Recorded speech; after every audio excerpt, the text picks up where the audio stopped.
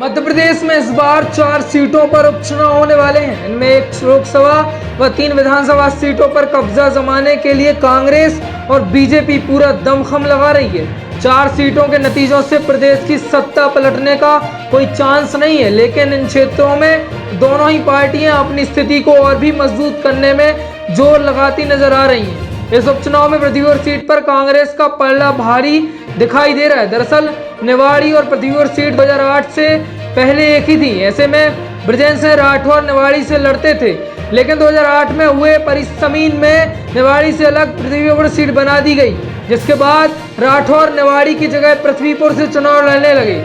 यहाँ से 2 बार चुनाव जीता भी, लेकिन अप्रैल 2021 में कोरोना के कारण उनका निधन हो गया।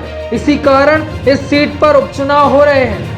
पृथ्वीपुर विधानसभा सीट पर जातिकरण समीकरण की बात करें तो यहाँ यादव, ब्राह्मण और कुशवाहा जाति के वोटर सबसे अधिक हैं। चुनाव के दौरान इन्हीं का दबदबा रहता है। वहीं दलितों में हर बार वोटर की संख्या भी अच्छी खासी रहती है, लेकिन चुनाव के दौरान इनका दबदबा कम रहता है। इनके अलावा ठाकुर वर्ग का दबदबा तो उतना नहीं रहता, लेकिन पिछली विधानसभा चुनाव में बृजेश सिंह राठौर के रूप में ठाकुर उम्मीदवार जीत दर्ज कराए आए हैं और बीजेपी की तरफ से पूर्व विधायक अनीता नायक के देवर गणेशी नायक की टिकट के प्रबल दावेदार हैं, जबकि कांग्रेस की तरफ से पूर्व दिवंगत विधायक बृजेश सिंह राठौर के बेटे नितेंद्र सिंह राठौर का टिकट तय माना जा रहा है। और इस सीट पर कांग्रेस का पलड़ा भारी दिखाई दे रहा है, क्योंकि इस उपचुनाव में कांग्रेस के खिलाफ एक उम्मीदवार नहीं बल्कि पूरे राज्य सरकार की दमखम लगाने वाली है। साथ ही नितेंद्र सिंह राठौर जमीनी स्तर पर अच्छी खासी पकड़ रखते हैं। उन्हें सिंपैथी वोट भी जमकर मिलने की संभावना है।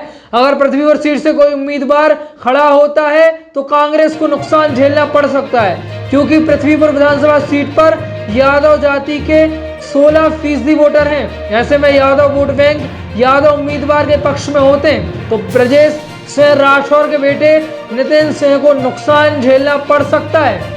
इस सीट पर ब्राह्मण वोटर भी अहम रोल अदा करने आए हैं। पिछले चुनाव में बृजेश सिंह राठौर की क्षेत्रीय पकड़ के कारण ब्राह्मण वोट इन्हें भी मिले थे।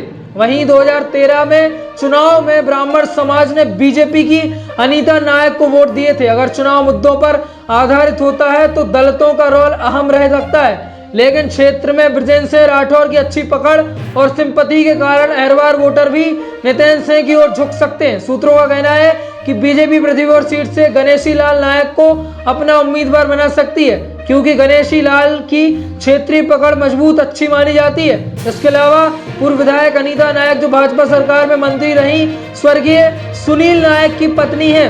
सुनील नायक की हत्या के बाद 2013 के विधानसभा चुनाव में बीजेपी से चुनाव लड़कर विधायक बनी थी। बीजेपी इस बार अनीता नायक पर दाव लगा सकती है। वहीं कांग्रेस की बात करें तो नितेंद्र सिंह मध्य प्रदेश कांग्रेस के पूर्व सचिव और पृथ्वीपुर सीट से पूर्व विधायक बृजेश सिंह राठौर के बेटे हैं। पिता की मौत के बाद संभावना जताई जा रही है कि पृथ्वीपुर की जनता इन्हें सिंपैथी वोट देकर चुनाव में जीत दिला सकती है। कांग्रेस की ओर से इन्हें टिकट देना लगभग तय माना जा रहा है।